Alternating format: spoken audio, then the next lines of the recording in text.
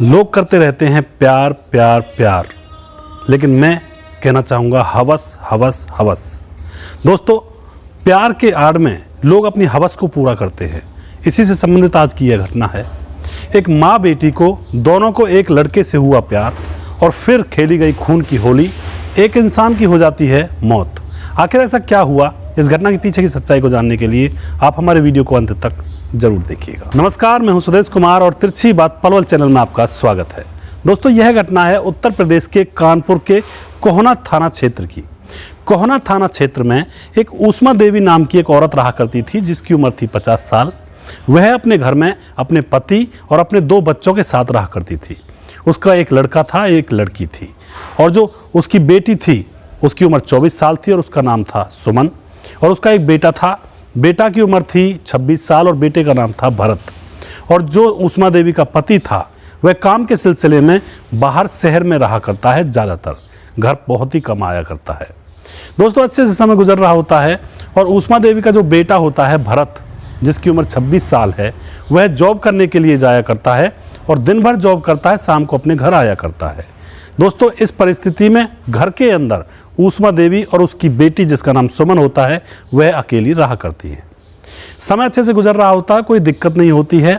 जो उष्मा देवी का पति वह बाहर कमाने के लिए जाता है और 6-6 महीने में घर आता है, और उसका बेटा सुबह रोज़ ड्यूटी पर जाता है, शाम को अपने घर आ जाया करता है। पैसे की भी कोई तंगी नहीं है, उनका पैसा भी अच्छी तरह से उनके पास है और समय अच्छे से गुजर रहा है।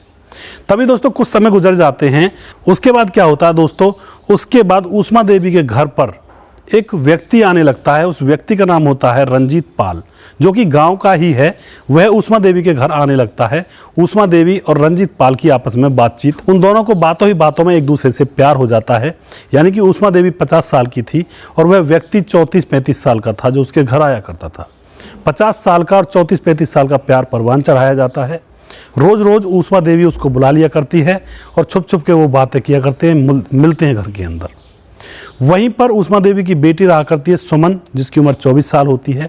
एक दिन उसको भनक लग जाती है कि यह व्यक्ति सिर्फ बातें करने के लिए नहीं आता है मम्मी के पास, यह कुछ और करने के लिए आता है। तो जो सुमन होती है वह छुप छुप के उनको देख रही होती है और फिर अपनी आंखों से उनको आपत्तिजनक परिस्थिति में कमरे के अंदर देख लेती है। और जैसे ही सुमन अपनी माँ को उस रंजीत पाल के साथ आपत्तिजनक परिस्थिति में देखती है, तो उसके बाद वह अपनी माँ से कहती है कि मैं तुम्हारी यह बात पापा से कहूँगी, भैया से कहूँगी। लेकिन दोस्तों, उसकी माँ उसको अपने पास बिठाती है और प्यार से उसके सर पे हाथ फेरती है और उसको अपनी बातों में फंसा लेती है और कहती है कि यह व्यक्ति रंजीत पाल बहुत ही अच्छा इंसान है, बहुत ही नेक इंसान है, तुम भी इससे एक बार मिलो, इससे मुलाकात करो। तभी दोस्तों उसके बाद क्या होता है, उष्मा देवी अपनी बेटी सुमन के हाथों से रंजीत पाल को एक गिफ्ट भेंट करवाती है। और जब सुमन उसको गिफ्ट देती है तो सुमन को भी लगने लगता है कि यह व्यक्ति बहुत ही अच्छा है। अब दोस्तों क्या होता है, अब सुमन भी रंजीत पाल के चक्कर में फंस जाती है।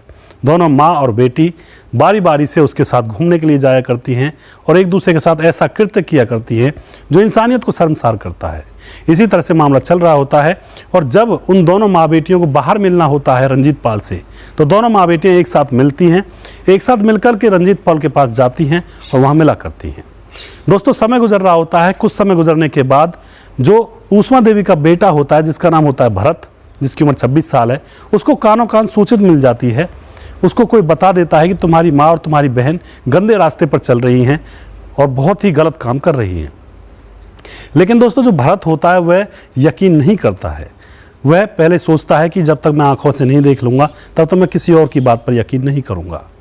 तभी दोस्तों क्या होता है, उसका एक दोस्त होता है वहीं पर पड़ोस में, और उसके दोस्त का नाम होता है नवीन। और वह अपने दोस्त से कहता है कि मेरी माँ और मेरी बहन के बारे में गंदी बातें उड़ रही हैं, तू मेरा एक काम करेगा? नवीन कहता है हाँ भाई बोलो, मुझे क्या काम करना है। तभी क्या होता है दोस्तों, भरत नवीन से कहता है अपने दोस्त से कि तेरा घर मेरे घर के पास में है और मैं ड्यूटी चला जाया करता हूँ, और पीछे से मेरे घर में कौन आता है कौन जाता है, इस बात की तुम्हें इन्फॉर्मेशन रखनी है और मुझे बताना है। दोस्तों, बात डन हो जाती है और उसके बाद क्या होता है, नवीन उसके घर के तरफ नज़र रखने लगता है, निगाह रखने लगता है। और फिर नवीन को पता लगता है कि इनके घर में एक व्यक्ति, जिसका नाम होता है रंजीत पाल, वो बार बार आता है, रोज़ आता है और घर में बहुत देर देर तक अंदर रहता है। उसके बाद वह जो नवीन होता है वह अपने दोस्त भरत को बता देता है कि भाई तुम्हारे घर में तो गांव का ही एक रंजीत पाल व्यक्ति कई कई बार आता है दिन में और घर में कई कई घंटों तक रहा करता है, और उसी के साथ तुम्हारी माँ और तुम्हारी बहन जोर जोर से हंसती हुई मुझे नजर आई है कई बार। दोस्तों अब यह बात सुनकर के भरत के तन बदल में आग लग जाती है। वह घर आता है, मम्मी से और बहन से लड़ाई करता है, उनके घर में कलेश होता है। थोड़ी देर कलेश होने के बाद शाम होती है, शाम को कलेश शांत हो जाता है। भरत समझता है कि मैंने इनसे कह दिया है, अब ये ऐसा वैसा काम नहीं करेंगे। लेकिन दोस्तों चोर चोरी से चला जाता है, लेकिन हेरा फेरी से नहीं जाता है। अब भरत फिर ड्यूटी पर जाने लगता है और पीछे से वो दोनों माँ बेटियाँ वही कृत्य को करना जारी रखती हैं। उसके बाद फिर से जो भरत का दोस्त होता है नवीन, वह तुरंत ही भरत को फ़ोन करके बता दिया करता है कि तुम्हारे घर में फलाना आदमी आया है और बहुत देर से घर के अंदर है। अब दोस्तों उनके घर में रोज़ रोज़ कलेश होने लगता है। भरत ड्यूटी से आता है, उसको पता लग जाया करता है कि उसके घर में कौन आया है, और उसको ये भी पता लग जाता है कि दोनों माँ बेटियाँ कितने बजे गई थी घर से और कब तक वापस लौटी थी। अब वह घर में आकर कलेश करने लगता है, रोज़ रोज़ उनके घर में कलेश होने लगता है।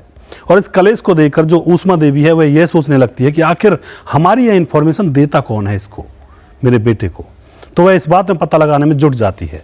तभी ऊष्मा देवी को पता लग जाता है कि हमारी जो जानकारी है, पड़ोस में रहने वाला नवीन जो कि मेरे बेटे भरत का दोस्त है, यह बताता है भरत को। अब दोस्तों जो ऊष्मा देवी होती है वह रंजीत पॉल से बातें करती है और उससे कहती है कि इसको रास्ते से हटाना होगा, यह हमारी बदनामी करता है, यह हमारे बारे में हमारे बेटे को बताता है। अब क्या होता है दोस्तों, जो रंजीत पॉल होता है वह नवीन के घर जाता है और उससे दोस्ती कर लेता है, और दोस्ती में उसको बाहर एक सुनसान पड़ी हुई कॉलोनी में बुलाता है प्लानिंग के तहत, और नवीन उसके पास चला जाता है। पीछे से दोनों माँ बेटी भी चली जाती हैं, सुमन और ऊष्मा देवी, और वहाँ जाकर उसे अच्छी तरह से पीटने लगते हैं और कहने लगते हैं कि बोल अब तू कहेगा, और अब तुझे हम ऐसा छोड़ेंगे नहीं जो तू किसी की जानकारी किसी और को दे पाएगा। दोस्तों उसके बाद रंजीत पॉल उसकी गर्दन में स्वापी लपेट देता है, कपड़े से उसकी गर्दन को घोंट कर मार दिया जाता है, और फिर उसकी डेड बॉडी को वहीं पर छोड़ करके वो तीनों लोग अपने अपने घर आ जाते हैं। दूसरे दिन लोगों को डेड बॉडी का पता लगता है, पुलिस आती है, मामले की छानबीन करती है, लेकिन पुलिस को कोई क्लू नहीं मिलता है। तभी दोस्तों पुलिस पूछताछ कर रही होती है गांव के अंदर, तो भरत पुलिस के सामने आता है और कहता है कि यह मेरा पक्का दोस्त था और यह मैंने अपनी माँ और बहन के ऊपर निगरानी करने पर लगाया हुआ था। पूरा शक है, और शक ही नहीं पूरा यकीन है कि मेरी माँ और बहन और उनके आशिक रंजीत पाल ने इसका मर्डर किया है। दोस्तों पुलिस को तो छोटा सा क्लू मिलना चाहिए। अब पुलिस उठा लेती है रंजीत पाल को, सख्ती से पूछताछ करती है, तो वह सारी घटना बयां कर देता है पुलिस के सामने कि यह हमारे ऊपर नज़र रखे हुए था, घर के अंदर रोज़ कलेश होता था, हमारे घूमने फिरने में परेशानी हो रही थी, हमारी अय्यासियों में परेशानी हो रही थी।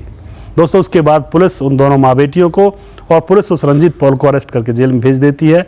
उनके खिलाफ मामला दर्ज किया जाता है और केस चलाया जाता है। तो दोस्तों एक छोटी सी हवस, जिसके बारे में मैंने स्टार्टिंग में कहा था कि लोग प्यार का नाम देकर अपनी हवस को बुझाते हैं, अपनी हवस को पूरा करते हैं। आज के माहौल में ऐसा बहुत ही ज़्यादा चल रहा है। एक हवस के कारण एक हंसता खेलता परिवार उजड़ गया, और जो एक लड़का था भरत, उससे उसका दोस्त छिन गया, उसकी माँ उसकी बहन छिन गई, और फिर पूरे गांव में, पूरे मोहल्ले में और पूरे इलाके में उसकी बदनामी हो गई। अब रहेगा अकेला, किस तरह से अपनी ज़िंदगी को गुजारेगा, क्योंकि बदनामी का कलंक तो उसके माथे पर चिपक ही गया। तो दोस्तों ऐसी वैसी गंदी हरकत ना करें, संभल कर चलें, अपने आप को थोड़ा सा सतर्क करें, सावधान रहें, और नेक्स्ट वीडियो में जल्दी फिर से लेकर आऊँगा किसी सच्ची घटना के ऊपर। तब तक आप खुश रहें, सावधान रहें, रिश्तों की अहमियत को समझें। जय हिंद, जय भारत।